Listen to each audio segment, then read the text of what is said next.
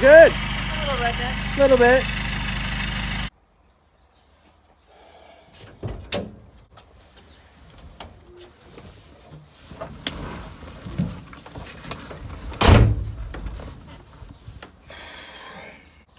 I think it's time we checked out something a little less delicate and a bit more Delica.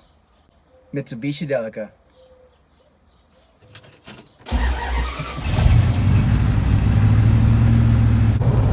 Hey guys, welcome back to the channel. Well, today we're going to check out something very different. It's a 1990 Mitsubishi Delica, I believe. It's essentially a four-wheel drive minivan from Japan. We're going to go see a friend real quick in an undisclosed location, i.e. not my dad's garage, at least not this time. And yeah, we're going to have a good time with this one, but I don't know, I've never seen one of these things in person. I've seen the reviews online for these, and always wanted to check one out. So let's go check one out together. See you there.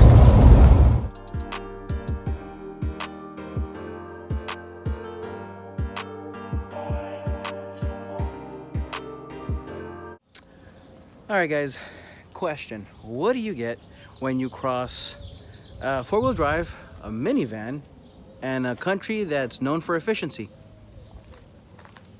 This thing behind me. Let's check this weird thing out. So first things first, introduce yourself. My name is Kelvin Hoover. I own this van, and I'm only 26 years old. All right, and what is this van? This is my 1990 Mitsubishi Delica Star Wagon Exceed Turbo D with Crystal Light high top roof. So it rolls right off the tongue, doesn't it? Oh yeah, super short name. All right, so of course, this is straight from Japan, you said? Yep, this has been in the United States for about 4.5, 5 years now. Jesus. I've only owned it for 2 of those years. It's been pretty fun, you know. The right-hand drive experience is not for everyone, I will say. And did this come like that? I mean, all the stuff on top No, and the... So the whole roof tumor and all that jazz, that is your boy's inspiration. I bought this because it's a 4x4 van with high-low selectable gearing and can get you pretty much anywhere. And I like to bring my friends with me, and I sleep in there, and then I got a tent, and I can put all their crap on top.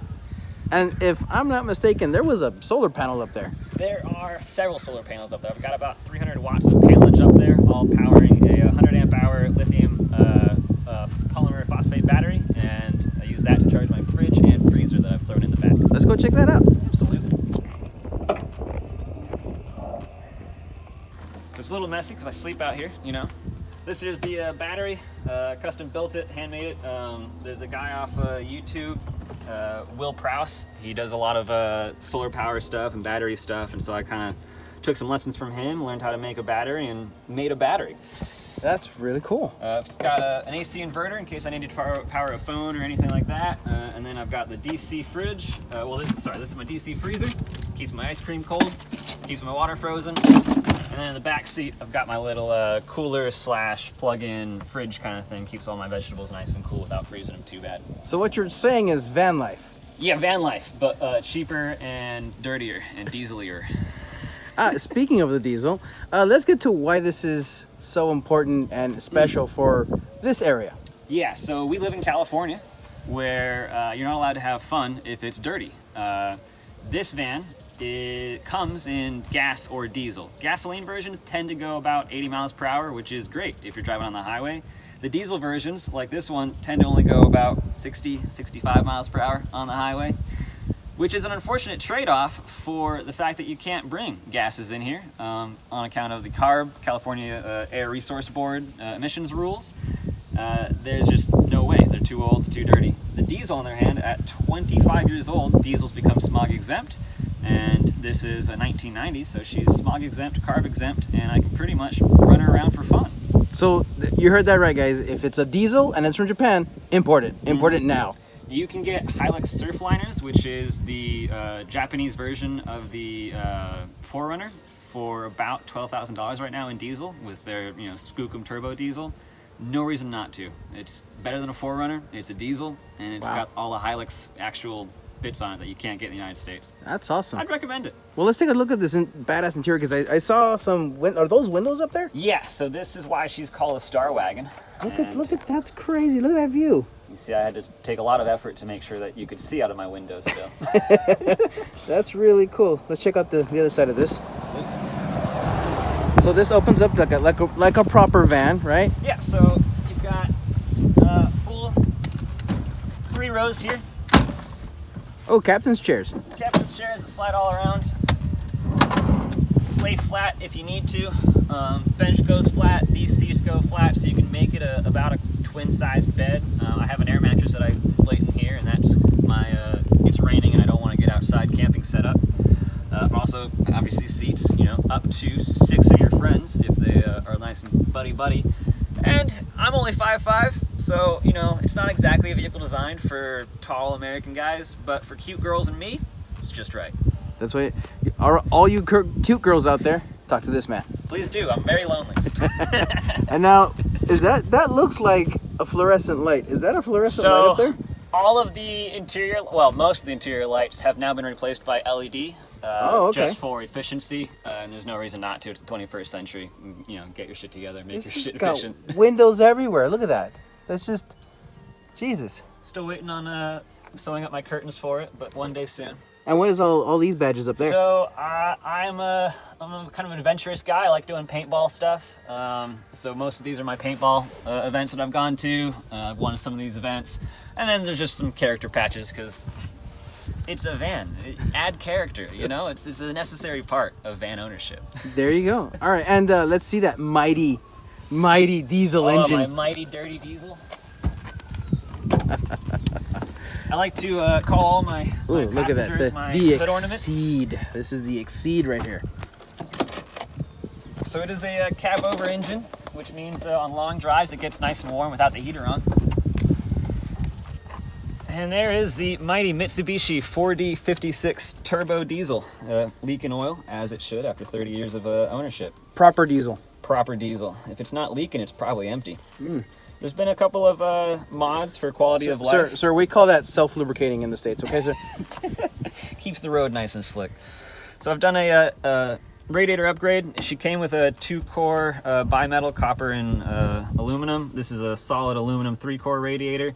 Very necessary. These engines, if they do overheat, will catastrophically fail. It's steel block and aluminum heads, so that differential in heat will cause massive warping, and then you'll just be out of luck. I have also done a turbo upgrade. I think this is the TD08 turbo, another Mitsubishi internally wastegated turbo. It's about the same size as the stock. However, the internal turbine is slightly bigger, giving you a higher cubic feet a minute at higher RPMs, which makes this thing just about 70 miles per hour on the highway at about 2,800 RPM. Wow. Gets me 14 miles to the gallon, which is awful, but compared to all my boys driving their Tacomas with rooftops on, only getting 8 and 10s, I'll take it, I resemble that remark. Anyway, so what do you got, twin sticks over here? So she is automatic, thankfully, because I don't want to learn how to drive automatic on the right-hand drive, manual on the right-hand drive. How dare you, sir? It's just my hand's not good for that. But that's the 4 low, 4 high gear selection stick there, with my stock cool box. So that right there, this thing. Let me see if I can get it better. This thing right here, that's stock, and that's a cool box. Runs off the AC, so you turn your AC on, you turn that down to cool, and it'll keep your drinks cold, or if you want, you can turn it to ice, and then tucked inside here, got some gauges I need to install still, don't mind those. Tucked in here, straight from Japan, is my ice maker. Fill it with water, let it freeze for a day, and bam, you got your fresh ice water. That's really cool. That's awesome. I've never used it, and I probably never will, but it's there. Japanese stereo as well, I'm assuming? No. So, fun fact about Japanese stereos is they don't pick up US radio frequencies. It's an entirely different broadband range. So okay. You can have it in there if you want. You're just never going to hear nothing out of it. And they only came in cassette versions. So, this obviously is an Amazon special upgrade, but helps power the noise and keeps me happy at night. Most important question of all of this, is that plushie Japanese? Sadly, no. And the plushie is covering a hole in the dash. A lot of these vehicles will come with an inclinometer, a little center pod cage that's got like your outside temperature, your inclinometer, and then there's like a compass in it. That got stolen or ripped off at some point during the importation process, and there's just a massive hole that can swallow a phone whole. So now there's a plushie there, which keeps the phones from being swallowed. And is there a phone in there somewhere? Not anymore, and I can assure you it's not easy getting inside this dash. There's nothing easy about this car, actually. All right, well, let's take a walk around this thing. So this has got pretty good ground clearance, you know? Yeah, I know. You know, the suspension is 30 years old and a little shagged, so she's riding about a half to a 3/4 inch lower than stock height should be, just because of age and wear and tear. You can throw an extra helper spring on the back and cue the front torsion rods up a bit higher and get another ½ inch of clearance, but it's a monocoque, so there's really not much you can do with the suspension overall. And can I point out the most important sign on this? Look at this thing. Yep, be careful because it will tip over. Just, you know, give my passengers a warning so they don't scream at me. My hearing's already bad. I don't need more people yelling at me. That's awesome. And so the approach angles from the back and the front look pretty decent. It is very tight. This is a short wheelbase. There's a long wheelbase version, which adds like an extra few feet back here. Oh, okay.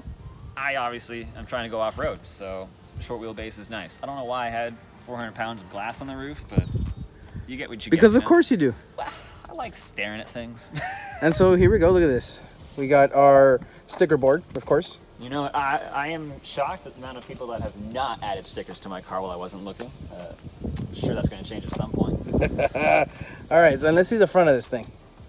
Come over on the side. So does the other side have a door or no door on the other side? There's only the one sliding door on the side.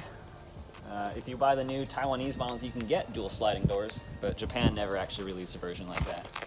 So you know that is important to note. These are still made brand new over in Taiwan. You can still get a brand new 2020 L300. Really? Not a Crystal Light, but it'll be the newer engine, kind of same model and same 4x4 stuff, and they love those things out there. Wow. And so we got a bash bar here. Yeah, it's not the most useful. It will definitely break if I hit anything, but considering there is no crumple zone in this van, nor airbags, any extra piece of metal makes my legs feel just a bit safer on the road, you know? Well, I mean, there's not much between you and the road, so No. let's see here, four-wheel drive, because it actually is. And this is giving me very Isuzu kind of, you know, Isuzu, what is that, those heavy-duty trucks? Yeah, so the That Fusos kind of vibe. and Isuzus, they actually, I think in some of those smaller commercial trucks, you'll find the same motor. And in fact, one of the upgrades I need to do at some point is grab the brake booster off a Fuso commercial truck, because I already upgraded to dual piston front calipers, so I just need a slightly bigger master cylinder to help move that fluid there. But little projects, one at a time, you know? Okay, and so what are the other things that you've added to this thing? Redid the filter to turbo intake, so it went from a 1.5 inch metal pipe to a 3 inch silicone tubing, all in preparation for an intercooler at some point. Fingers crossed. Someday? Someday. So refresh the turbo, refresh the radiator, the custom house battery, front brake redo, and then we've got a custom exhaust, and by custom we mean a Sawzalled exhaust. Custom, yes. Custom. All right. And that's as it sits for now. Honestly, I'm waiting for the motor to blow up. So there's a couple guys that have done it so far, but you can get the old Dieselgate Volkswagen 2.4 turbo diesels that got banned from cars because they're cheating diesels. No, that was bending rules, sir. Yeah, bending rules. Well, I can bend those into my chassis at some point, and I want to because stock, I got 84-ish horsepower and 110 foot-pounds of torque. And that's Say that one more time. How much? 84 horsepower and 110 foot-pounds of torque. 84 screaming buff horses. Yeah, very, very strong, anemic Japanese horses. All right, well, you know, it gets moving. Yeah, gets moving downhill much easier than uphill. I usually get slowed down to about 35 to 45 miles per hour going uphill, and I can only go uphill for about 15 to 20 minutes before I need to let things cool down for a bit. She's not a mountain climber. All right, well, let's see, let me give you this bad boy. And so are those same tires that came with and everything? Yeah, they're slightly larger than stock size, but not by a whole lot. They're only like 28s, I want to say. Oh, the 15-inch rim? Yeah. All right. And how does the 4x4 system work on this thing?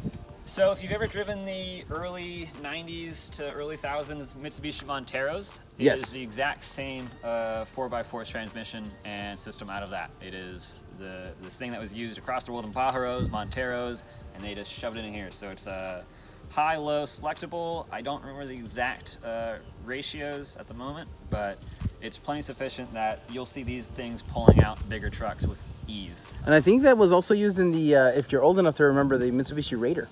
The old one. if you see one, let me know. Let's see here. So this is really cool. Delica, right? Mitsubishi Delica. Yes, sir. And you said this is a 1990 version. Yeah, this is a 1990 P35W. So if you ever get into Delicas, you'll learn really quickly that you identify them by the number, a couple letters, and then letter, number, letters. And so P indicates that it's a Crystalite, I believe. 35 indicates more Crystalite and Exceed packages, and then the W indicates that it's Star Wagon. All right. Well, I say we go check this out. How this thing runs. Yeah. Can I drive it? Yeah. Oh, I can drive it. Yes. Oh, that's this thing. Okay. So and of got course, your parking brake. There we go. Obviously windshield are right, windshield wipers are left. It's kind of reversed from US model stuff. Right. So let me orient to myself here. All right, we're good. We're good to go. Sweet. This feels like my van. One of my favorite features is the side view mirrors. Because they're placed forward, you can see the entire sides of your vehicles, which helps with lane placement. I see that. That's awesome. When you first get into do right-hand drive, I recommend driving one of these first, just so you get used to where you can place yourself in the lane. All right, well, driving the Mitsubishi Delica 1990 model. Were they all four-wheel drive or just? No, so you can get two-wheel drive versions that are a bit lower, and then these are the four-wheel drive options. Wow. Four-wheel drive options were not easily available outside of Japan, though. They weren't really explored that much. Well, we're not necessarily going off-roading. You saw that bump there, but this thing, for being only 40 horsepower, no, a mighty 40 horsepower. It's 80. It's doing its job. It's doing its job here. Wow, this is really interesting. You sit so high up, you see everything. Yeah, the turning radius is really shocking for a lot of people too, because you're sitting on top of the wheels. It just feels funky. Oh, okay, yeah. So it's very lorry, very European lorry-like, yes, or a cab-forward truck for us Americans. Yeah, this is. I know it's a diesel. My brain's saying diesel, but at the same time, I've had this experience from a Mitsubishi before, so. Very Montero. Exactly, yeah. The only difference is, it's the same chassis, same frame. It's just this whole box body got welded on, so that's what makes it a monocoque body. But other than that, everything's off the shelf from Mitsubishi. It says gate unlocked. Is that a thing? That's the rear door. Yeah. So everything's can pretty much be controlled from the driver's seat. Your rear windows can be closed from up here. Heaters, plugs, all that stuff can control from the switches up here. Very, very cool. So, your first experience with this vehicle was what? I first saw these vehicles. Yep, I did it. I did that a lot. So the first time I saw this kind of vehicle, like a cab over 4x4 van, was watching old Dakar rally footage, and you see the pit crew with a van like this in the background. So you see all the cool, the Pajaros doing mad stuff and whatnot, the Mitsubishi's doing mad stuff, and then in the background there'll just be these weird-ass boxes that were getting to all the same places, and we're getting there before the race cars were, so you just had to ask, what was that? And the answer was, it was either a Toyota Hiace or a Mitsubishi Delica or a Mazda Bongo or all those other derivatives. Cars and Donuts, or Donut Media, they did a review on a Mitsubishi Delica, and then a few weeks later, Doug DeMiro did his review on a Delica. And I got this for a steal, and the price has only gone up since. So how much did you get this for? Or is that an undisclosable amount? I picked this up for $11,500. The most expensive vehicle I've ever bought, the first turbo vehicle I ever bought, the first diesel vehicle I've ever bought, and the first 4x4 I've ever bought, all in one. Really? Yes, sir. Wow. My box of firsts right here. Well, it is a box. You are correct about that. This is very boxy. I took her to Santa Cruz during a big winter storm, parked along the ocean front, and just sitting there, the wind was making this thing roll like a boat on the sea. It was an experience. Yep. Well, an experience to me is driving this thing on the left-hand side. This is very strange. Right-hand side driving, I'm sorry. Takes a bit to get used to. You're telling me. Let's see here. Especially in a place like California. Thankfully, we got wide open roads right now, but how long did it take you to get used to this? So, I bought this down in Orange County. I live up in Monterey County.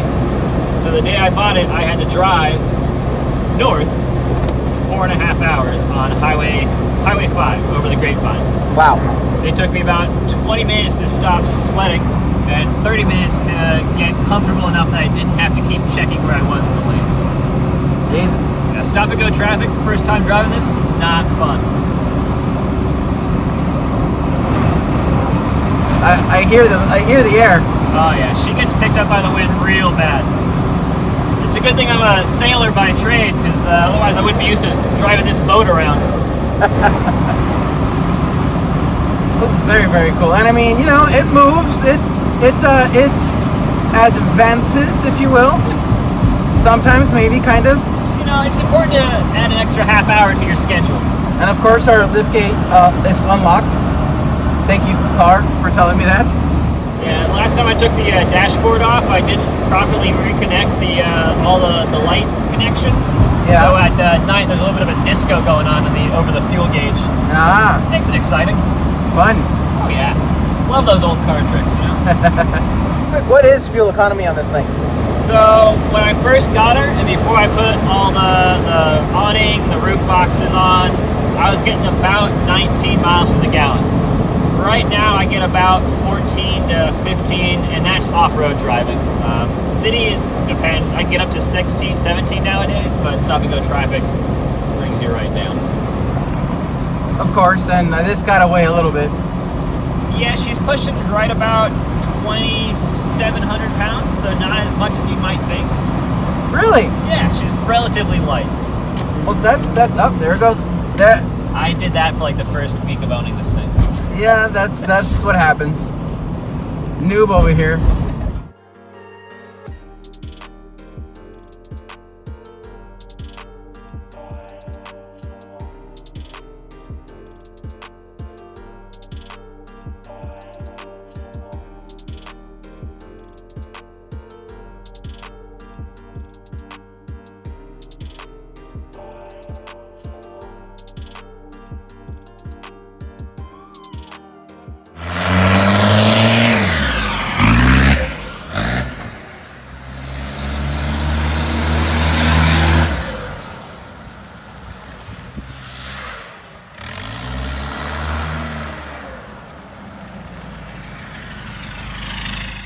Alright guys, so that's going to do it for today. Let me know what you thought of the 1990 Mitsubishi Delica all-wheel drive 4x4 machine. I thought that was pretty cool. It's an interesting van. I've never seen one like that before, and probably won't see another one again.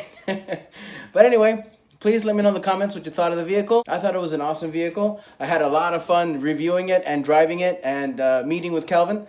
Great time. So anyway guys, I think that'll do it, and I'll see you next time.